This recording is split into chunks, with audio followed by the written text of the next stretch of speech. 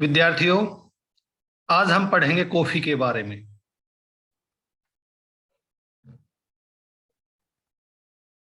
आप इस स्थलाकृति को देखिए, इस धरातल को देखिए, किस प्रकार का धरातल है और यह धरातल संबंधित है कॉफी से।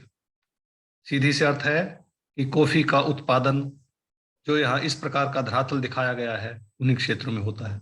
वास्तव में इसमें ये कॉफी के बागान दिखाए गए। ये देखिए यहाँ इस चित्र में, ये कॉफी की बीन्स हैं। ये कॉफी का जो फल है, जो कॉफी के पौधे के ऊपर फल लगता है, ये है ये फल। और इस फल को प्रोसेस करके, इस फल को तोड़कर, इसको भूनकर कॉफी प्राप्त की जाती है। अब हम पढ़ेंगे जो कॉफी है, कॉफी के लिए कौन सी भौगोलिक दशाएं अनुकूल हैं। दूसरा, संसार में कॉफी का उत्पादन।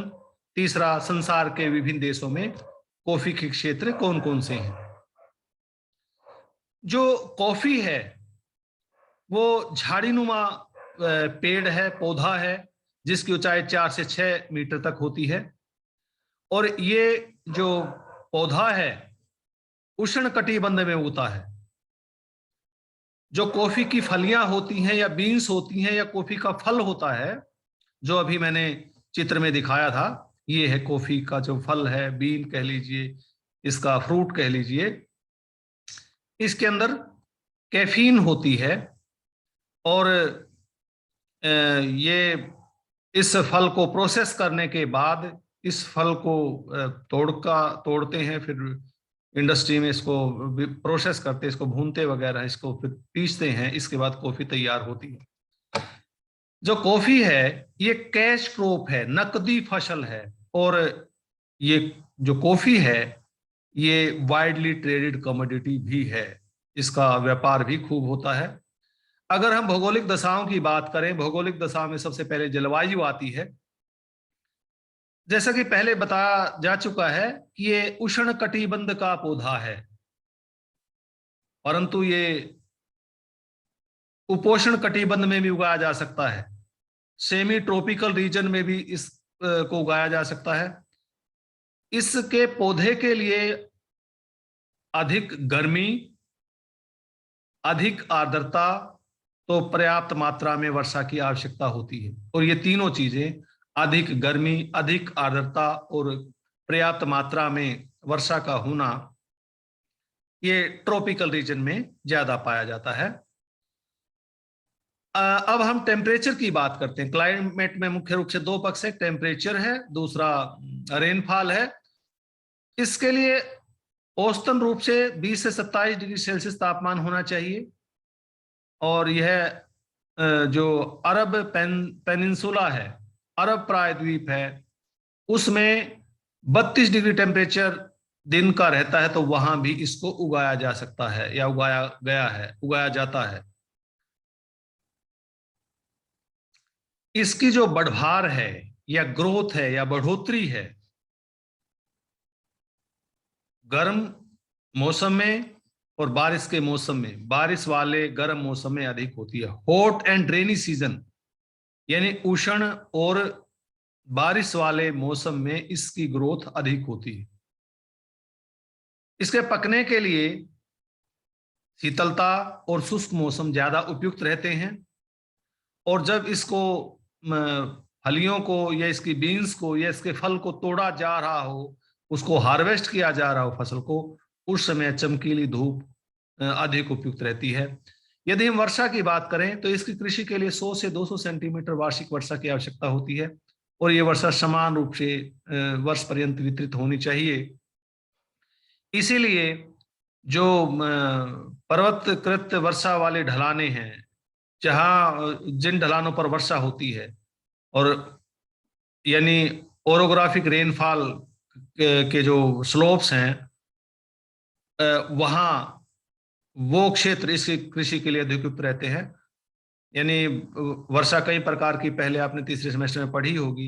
एक पर्वतकृत वर्षा होती है, एक चक्रवातीय वर्षा होती है। पर्वतकृत वर्षा वो होती है जो पर्वतों के सहारे वायु के ऊपर उठने से होती है। तो पर्वतकृत वर्षा वाले जो क्षेत्र हैं वहां इसको अधिक अच्छे ढंग से उगाया जा सकता है।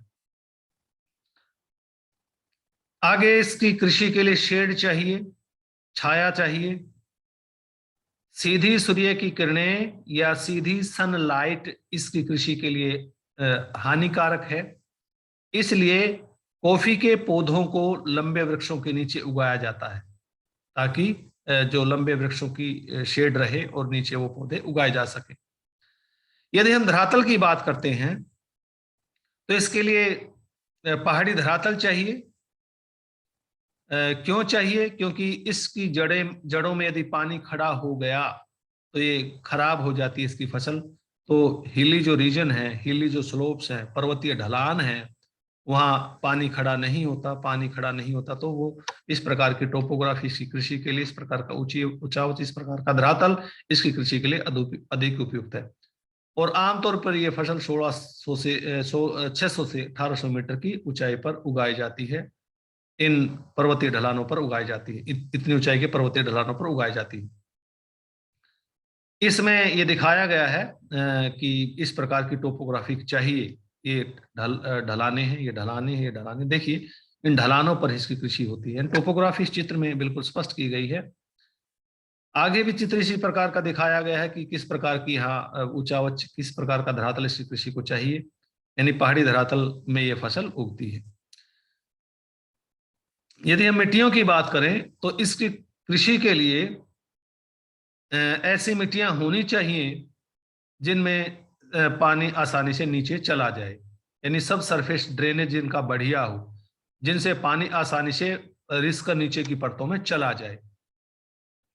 यदि इस प्रकार की मिट्टियां हुई, विशेषकर जैसे कि चिकनी मिट्टियां होती हैं, चिकनी मिट्टियों में पानी आसानी से नीचे नहीं जाता, नीचे जमीन के जो नीचे की परतें वहां नहीं जाता, तो उस प्रकार की जो मिट्टी है उसके लिए हानिकारक है। यानी ऐसी मिट्टी जिसमें बढ़िया सा अपवाह हो, यानी जिससे पानी रिस कर नीचे की परतों में चला जाए और उसकी जड़ों में अधिक खड़ा ना हो।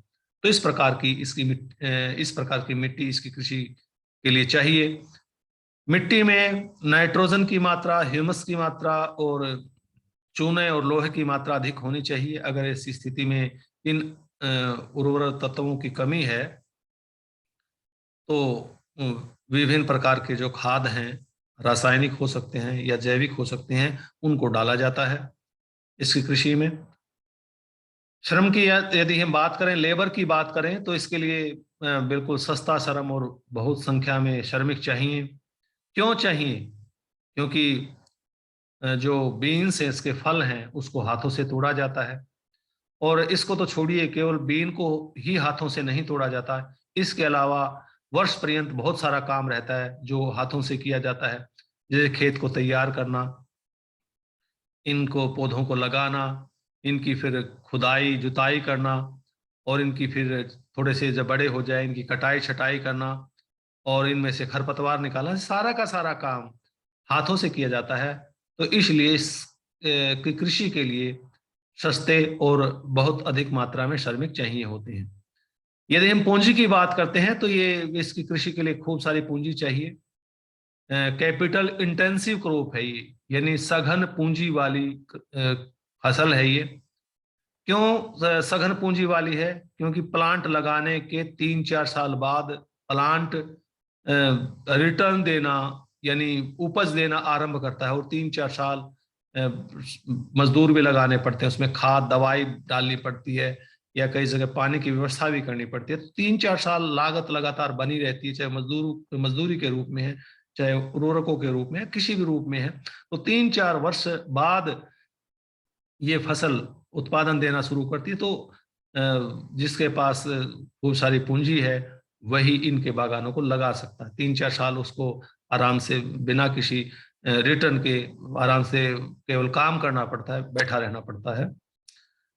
आगे हम इसके प्रोडक्शन की बात करते हैं। इस टेबल में प्रोडक्शन दिया गया है। इसमें देखिए यहाँ 2020 में कॉफी का जो प्रोडक्शन है वो दिया गया है। सबसे अधिक कॉफी उत्पादन करने वाला देश ब्राजील है, ब्राजील के बाद वियतनाम है।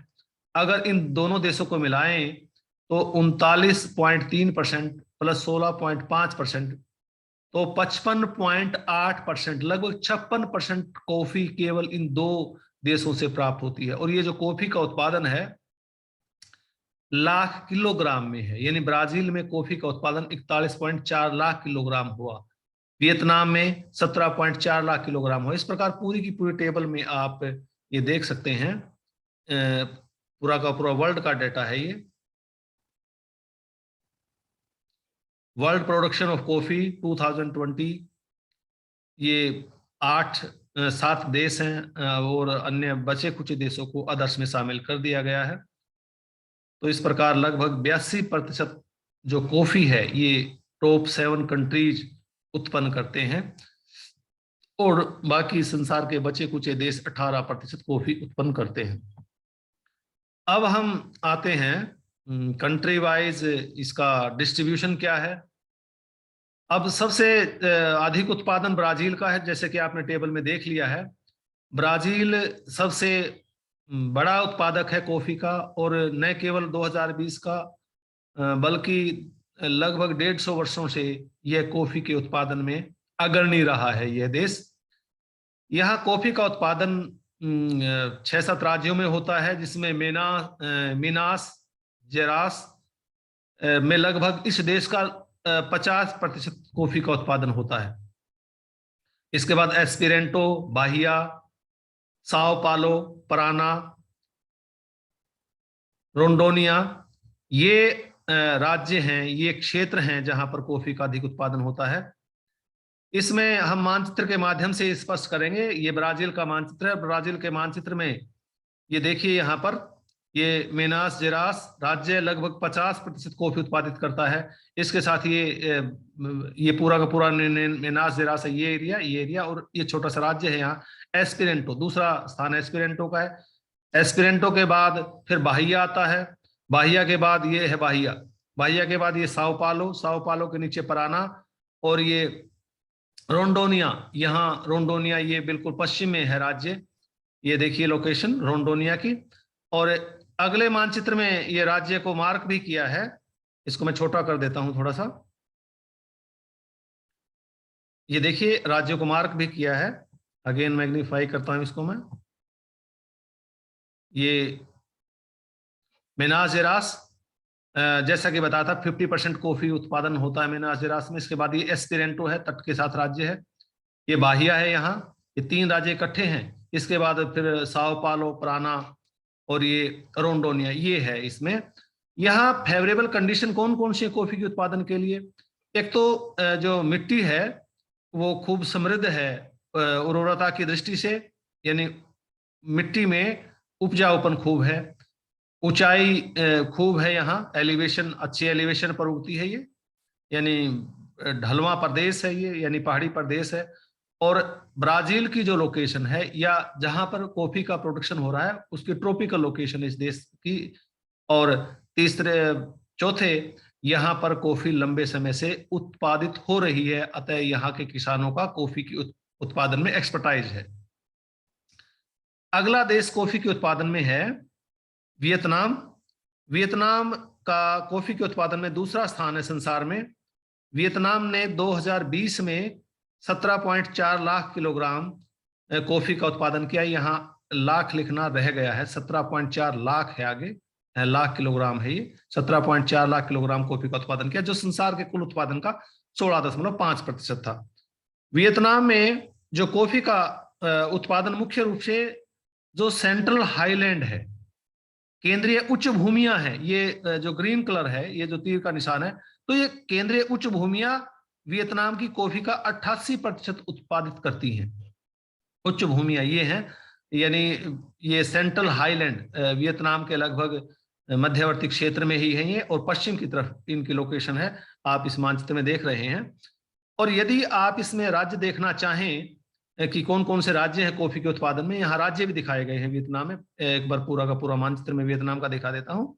ये अगर राज्य लिखना चाहें, अगले मानचित्र में राज्य भी दिखाए गए हैं, ये आपकी मर्जी है, राज्य अगर लिखना चाहें लिख दें, अगर सेंट्रल हाईलैंड लिखना चाहे तो वो भी आप लिख सकते हैं। तो राज्य जो 88% कॉफी उत्पादित करते हैं उसमें जियालाल, डाक लेक, डाक नोंग, लामडोंग, ये 4 राज्य हैं, first, second, third and fourth. Next है कोलंबिया। कोलंबिया का कॉफी के उत्पादन में तीसरा स्थान है और कोलंबिया ने सन 2020 में 8.6 लाख किलोग्राम कॉफी का उत्पादन किया, जो कि संसार के कुल कॉफी के उत्पादन का 8.2% था। ये कोलंबिया का मानचित्र है और कोलंबिया का मानचित्र, कोलंबिया के लोकेशन भी आप देखिए कहाँ है लोकेशन, आगे आगे भी हम दिखा देंगे। इधर वेनेजुएला है, इधर ये पैनामा है और नीचे ब्राजील है, इधर पेरू है। तो इसमें जो कॉफी का जो क्षेत्र है, यह एक नदी है, ये यहाँ ये दिखाई गई है नीले कलर से, मैगडालेना। मैगडालेना ये नदी है, मैगडालेना। और इस मैगडालेना नदी के दोनों ओर ये कॉर्डिलेराज हैं। ये कॉर्डिलेरा ओरिएंट है, ये मध्यवर्ती है और ये पश्चिमी कॉर्डिलेरा है। कॉर्डिलेरा क्या होता है, आपने थर्ड सेमेस्टर में पढ़ा होगा, पर्वत श्रृंखला, ऐसा पर्वत जिसकी लंबाई ज्यादा हो चौड़ाई कम हो, वो कॉर्डिलेरा होती है, या पर्वत श्रेणी कह लीजिए। तो ये कॉर्डिलेरा है और इस नदी के दोनों ओर ये कॉर्डिलेरा फैले हैं। कौन सी नदी? मैगडेलना नदी। और ये इन कॉर्डिलेरा के जो ढलान है, ये ढलान इधर का ढलान है इस कॉर्डिलेरा पर, ये इधर का ढलान है इस कॉर्डिलेरा पर, और इस कॉर्डिलेरा पर देखिए ये ढलान है। कॉर्डिलेरा के जो ढलान है जो कि इस नदी के दोनों ओर कॉर्डिलेरा फैले हैं, इस इन कॉर्डिलेरा के ढलानों पर कॉफी की कृषि होती है। आगे लिखा भी है, on slopes of both Cordillera along Magdalena. तो ये था कॉफी का उत्पादन का क्षेत्र कोलंबिया में। कोलंबिया का यदि आप दूसरा डिस्ट्रीब्यूशन देखना चाहें कोलंबिया में, तो ये नेक्स्ट चित्र भी कोलंबिया का है।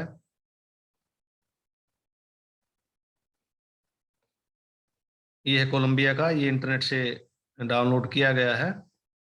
ये देखिए, इसमें ये बीच में नदी का क्षेत्र है और ये कॉर्डिलेरा ओरिएंट, ये सेंट्रल कॉर्डिलेरा और ये वेस्टर्न कॉर्डिलेरा। तो ये जो यहाँ तक है नॉर्दर्न कॉफी रीजन, यहाँ ये नॉर्दर्न कॉफी रीजन है, और ये पीले कलर से सेंट्रल कॉफी रीजन, और जो ये कलर है इससे सदर्न कॉफी रीजन दिखाया गया है।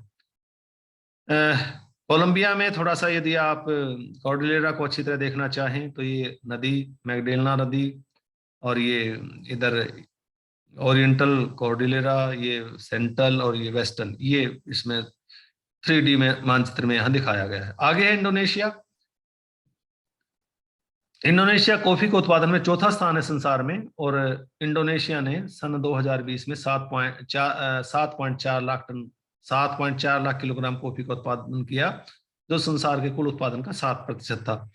यहाँ जो मुख्य एरिया है इंडोनेशिया में, उत्तरी सुमात्रा, ये है उत्तरी सुमात्रा, ये पश्चिमी जावा, और ये यहाँ बाली द्वीप है, और दक्षिणी सुलावेसी। इसके पश्चात है इथियोपिया। इथियोपिया का आंकड़ा मैं देख लेता हूं यहाँ। इथियोपिया का कॉफी के उत्पादन में 5वां स्थान है। इथियोपिया ने 2020 में 4.4 लाख किलोग्राम कॉफी का उत्पादन किया, जो संसार के कुल उत्पादन का लगभग 4% था। इथियोपिया में कॉफी के उत्पादन के 2 मुख्य क्षेत्र हैं। एक इथोपियन हाईलैंड, इथियोपिया में एक ग्रेट रिफ्ट वैली है, भ्रंश घाटी है। भ्रंश घाटी के पश्चिम में स्थित इथियोपियन हाईलैंड के, इथियोपियन उच्च भूमि के दक्षिणी क्षेत्रों में कॉफी का उत्पादन होता है। दूसरा, ग्रेट रिफ्ट वैली के पूर्व में स्थित अहमर पर्वत की जो ढलाने हैं उन पर कॉफी का उत्पादन होता है। ये है अहमर माउंटेन रेंज, अहमर पर्वत। इधर ये इथियोपियन उच्च भूमियां, ये ग्रेट रिफ्ट वैली देखिए, ग्रेट रिफ्ट वैली के पश्चिम में इथियोपियन हाईलैंड है, इथियोपियन उच्च भूमियां हैं। इथियोपियन उच्च भूमियों के दक्षिणी भागों में कॉफी का उत्पादन होता है। दूसरा, इस ग्रेट रिफ्ट वैली के पूर्व में अहमर पर्वत है। अहमर पर्वत के ढलानों पर कॉफी का उत्पादन होता है। इथियोपिया की लोकेशन कहाँ है, यहाँ मानचित्र में मैंने दिखाया गया है, अफ्रीका में है। अफ्रीका का ये क्षेत्र है इथियोपिया का। नेक्स्ट है होंडुरस। होंडुरस का कॉफी के उत्पादन में छठा स्थान है। यहाँ 2020 में 3.7 lakh ton coffee 7 lakh kilogram coffee का उत्पादन हुआ, जो संसार के कुल कॉफी के उत्पादन का 3.5% था। होंडुरस में दो मुख्य कॉफी उत्पादक क्षेत्र हैं। एक सेंट्रल हिली रीजन है, केंद्रीय पहाड़ी प्रदेश। दूसरा दक्षिणी पश्चिमी पहाड़ियां, दक्षिण पश्चिमी पहाड़ियां। ये दो क्षेत्र हैं। इसके बाद ये होंडुरस का इंटरनेट से लिया गया डिस्ट्रीब्यूशन दिखाया गया इसमें कॉफी का। ये है साउथ ईस्टर्न हिल रीजन और ये सेंट्रल हिली रीजन। ये दो मुख्य क्षेत्र हैं यहाँ। इसके पश्चात ये इसमें होंडुरस कहाँ है, इसके लोकेशन कहाँ है वो दिखाया गया है। ये मैक्सिको है, मैक्सिको के ऊपर अमेरिका, अमेरिका से ऊपर कनाडा, कनाडा के बाद अमेरिका, अमेरिका मैक्सिको, मैक्सिको के बाद ग्वाटेमाला और ये होंडुरस। यानी जो सेंट्रल अमेरिका है, सेंट्रल अमेरिका में है ये। और यहाँ इधर से ये दक्षिण अमेरिका शुरू हो जाता है। तो लोकेशन आपको जानकारी होनी चाहिए किस देश की लोकेशन कहाँ है। आगे है और अंत में भारत का स्थान है। भारत का कॉफी के उत्पादन में 7वां स्थान है। भारत ने 2020 में 3.5 लाख किलोग्राम कॉफी का उत्पादन किया, जो कि संसार के कुल उत्पादन का 3.2% था। भारत में परंपरागत रूप से कर्नाटक, केरल और तमिलनाडु कॉफी उत्पादक राज्य रहे हैं। और कुछ नई जगह भी कॉफी की कृषि का विकास करने का प्रयास किया जा रहा है, जिसमें उत्तर पूर्व भारत और उड़ीसा, तेलंगाना, आंध्र प्रदेश, यहाँ भी जो पहाड़ियां हैं उन पर कॉफी का कृषि रिसेंटली विगत कुछ वर्षों में शुरू हुई है। और यहाँ कर्नाटक और केरला में जो कॉफी का उत्पादन मुख्य रूप से जो पश्चिमी घाट है, पश्चिमी घाट के ढलानों पर कॉफी का उत्पादन होता है। ये था आपका कॉफी के बारे में।